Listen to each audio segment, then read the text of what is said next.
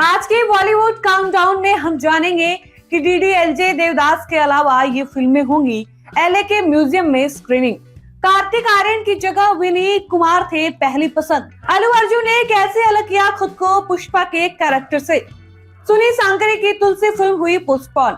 रश्मिका मंदाना की अपकमिंग फिल्में कौन कौन सी हैं? नमस्कार, मैं हूं आपके साथ डॉली पांडे और आप अगर हमारे चैनल पर नए हैं तो हमारे चैनल को सब्सक्राइब कर लीजिए और बेल आइकन को दबाना बिल्कुल मत भूलिए। मेरे हस्बैंड की बीवी का box office collection. Arjun Kapoor, Bhumi Pednekar और रकुलप्रीत सिंह की फिल्म मेरे हस्बैंड की बीवी 21 फरवरी को सिनेमा घरों में रिलीज हुई थी। वहीं रिपोर्ट्स के मुताबिक इस फिल्म ने अब तक सिर्फ 1.5 करोड़ का कलेक्शन किया है। अगर अनुमान लगाया जाए तो फिल्म अपने पहले वीकेंड में 5 करोड़ तक की कमाई कर सकती है। क्या आप इस फिल्म को वीकेंड पर देखना चाहेंगे? कमेंट करके जरूर बताइएगा। अक्षय खन्ना ने अपने गंजेपन पर बात की। अक्षय खन्ना हाल ही में छावा फिल्म में औरंगजेब के कैरेक्टर में नजर आए।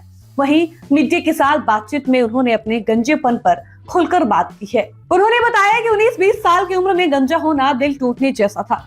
यह वैसा ही था जैसे किसी पियानिस्ट ने अपनी उंगली खो दी हो या किसी क्रिकेटर या फुटबॉलर को यह पता चले कि उनके घुटने की सर्जरी करानी पड़ेगी। उन्होंने कहा कि यह बेहद दर्दनाक होता है। शायद आपको 1-2 साल के लिए अपना करियर छोड़ना पड़ सकता है।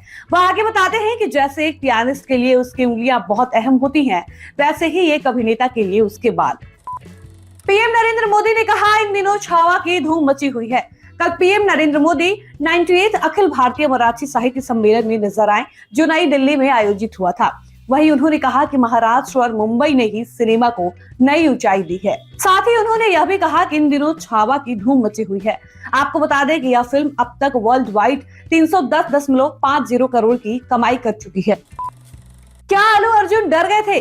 अल्लू अर्जुन की फिल्म पुष्पा 2 जिसने बॉक्स ऑफिस पर इतिहास रच किया, वहीं way the Hollywood reporter India के साथ बातचीत करते हुए नजर आए हैं, जहां उन्होंने बताया कि फिल्म में जथरा सीक्वेंस है जहां मुझे साड़ी पहननी थी। शुरुआत में मैं काफी डरा हुआ था, फिर हमने एक स्केच तैयार कराया ताकि पता चल सके कि मैं कैसा नजर आऊंगा। वहीं वे आगे बताते हैं कि फिल्म में इस सीन को काफी ज्यादा पसंद किया गया। यह फिल्म के लिए एक यूएसपी बन गया। मुझे पता था कि यह मेरे लिए एक चुनौती होगा एज ए एक्टर, क्योंकि अगर मैं साड़ी पहनता हूँ तो कहीं मेरा स्टारडम खत्म न हो जाए। छावा बनी 2025 की सबसे बड़ी फिल्म। विक्की कौशल, रश्मिका मंदाना और अक्षय खन्ना की फिल्म छावा, जो 14 फरवरी को सिनेमा घरों में रिलीज हुई थी, 2025 की सबसे बड़ी फिल्म बन चुकी है। इस फिल्म ने अब तक शानदार कलेक्शन किया है। पहले दिन की कमाई की बात करें तो पहले दिन फिल्म ने 31 करोड़, वहीं दूसरे दिन 37 करोड़, तीसरे दिन 48.5 करोड़, चौथे दिन 24 करोड़, पांचवा दिन 25.25 करोड़, छठा दिन 32 करोड़, वहीं सातवां दिन 21.5 करोड़ और आठवां दिन 23 करोड़ और अब तक कुल मिलाकर फिल्म में 242.25 करोड़ की कमाई कर चुकी है। इस कलेक्शन के साथ छावा 2025 की सबसे बड़ी फिल्म बन गई है। रश्मिका मंदाना की अपकमिंग 7 फिल्में। एक्ट्रेस रश्मिका मंदाना हाल ही में छावा फिल्म में नजर आई थी, जो बॉक्स ऑफिस पर धमाल मचा रही है। वहीं बॉक्स ऑफिस वर्ल्ड वाइड की रिपोर्ट के मुताबिक उनकी 7 फिल्में लाइनअप में हैं। आइए एक एक करके जानते हैं वो कौन कौन सी फिल्में हैं। सबसे पहले हम बात करेंगे रश्मिका मंदाना की अपकमिंग फिल्म सिकंदर के बारे में। रश्मिका जल्द ही सलमान खान के साथ इस फिल्म में नजर आएंगी, जो ईद 2025 पर रिलीज की जाएगी। थामा, यह एक हॉरर कॉमेडी फिल्म होगी जिसमें रश्मिका के साथ आयुष्मान खुराना नजर आएंगे। फिल्म मैडॉग फिल्म के अंडर बन रही है और यह दिवाली 2025 में रिलीज होगी। वहीं तीसरी फिल्म की बात करें जिसका नाम है रेनेबो, यह एक बाइलिंगुअल फिल्म होगी जिसमें रश्मिका के साथ देव मोहन नजर आएंगे और बाकी के डिटेल्स का ऑफिशियल अनाउंसमेंट अभी बाकी है। वहीं चौथी फिल्म का नाम है द गर्लफ्रेंड। इस फिल्म को राहुल द्रविड़न डायरेक्ट कर रहे हैं। बाकी की जो जानकारी है उसका अभी ऑफिशियल अनाउंसमेंट नहीं किया गया है। वहीं रश्मिका मंदाना की अपकमिंग 5वीं फिल्म जो है वो है कुबेरा और यह रश्मिका की मोस्ट अवेटेड फिल्मों में से एक है। इस फिल्म में उनके साथ धनुष और नागार्जुन नजर आएंगे। वहीं छठी फिल्म जो उनकी आने वाली है उसका नाम है एनिमल पार्क। रश्मिका की सुपरहिट फिल्म एनिमल के सीक्वल में वह फिर से गीतांजलि के किरदार में नजर आने वाली है। उनकी 7वीं फिल्म जो है वो है पुष्पा 3। द रैम्पेज पुष्पा 1 और पुष्पा 2 के बाद अब इस तीसरे भाग में भी रश्मिका नजर आएगी। हालांकि फिल्म का ऑफिशियल अनाउंसमेंट अभी बाकी है। आप इन फिल्मों में से किसके लिए सबसे ज्यादा एक्साइटेड हैं? कमेंट करके जरूर बताइएगा। सनी सांकरे की तुलसी फिल्म हुई पोस्टपोन। वरुण धवन और जानवी कपूर की अपकमिंग फिल्म सनी सांकरे तुलसी 18 अप्रैल 2025 को रिलीज होने वाली थी।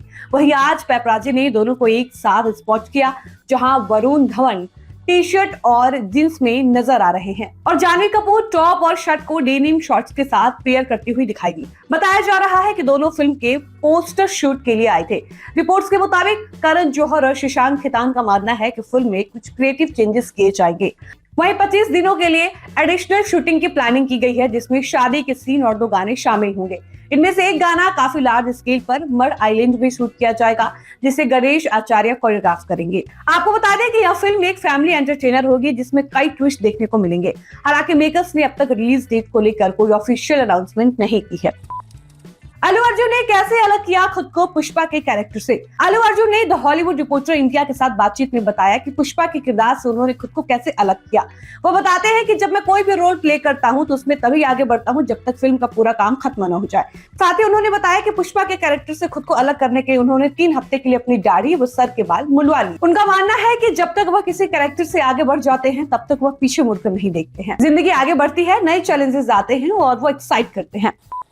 विनीत कुमार थे कार्तिक आर्यन की जगह पहली पसंद। विनीत कुमार रिसेंटली में छावा फिल्म में कवि कैलाश की कैरेक्टर में नजर आए, जहां उनके एक्टिंग को काफी अप्रिशिएशन मिल रही है।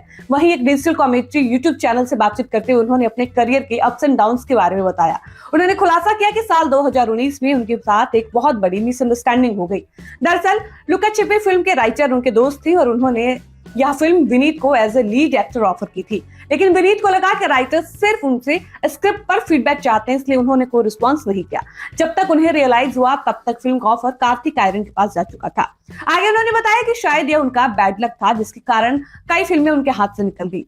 तब इस फिल्म का नाम मथुरा लाइट्स था, जिसके बाद में लुका छिपी का इसका नाम जिसको दिया गया। उन्होंने कहा, मेरे एक दोस्त है रोहन शंकर, जिन्होंने यह फिल्म लिखी थी और मुझे रोल ऑफर किया था, लेकिन वह भी मेरे हाथ से निकल गई। विनीत अपने स्ट्रगल पर बात करते हुए बताते हैं कि मुक्काबाजी के रिलीज के बाद उन्हें लगा था कि उनका करियर बदल जाएगा, लेकिन ऐसा नहीं हुआ।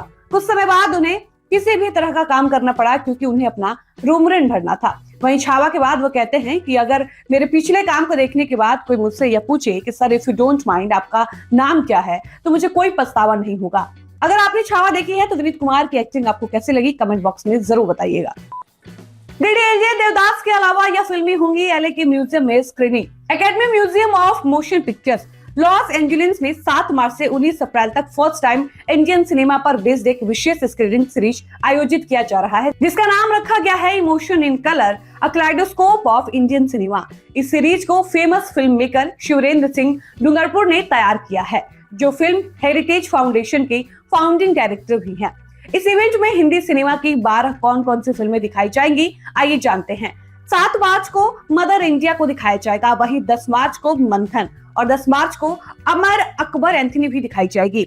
11 मार्च को ईशानो, वहीं 14 मार्च को कुमाटी और 18 मार्च को मिर्च मसाला, वहीं 20 मार्च को दिलवाले दुल्हनिया ले जाएंगे। 22 मार्च की बात करें तो 22 मार्च को देवदास, वहीं 31 मार्च को जोधा अकबर, 5 अप्रैल को कंचनजंगा, 8 अप्रैल को माया दर्पण, वहीं 19 अप्रैल को इरवर। अगर आप लॉस एंजलिस में रहते हैं तो आप कौन सी फिल्म देखना पसंद करेंगे, कमेंट करके जरूर बताइएगा।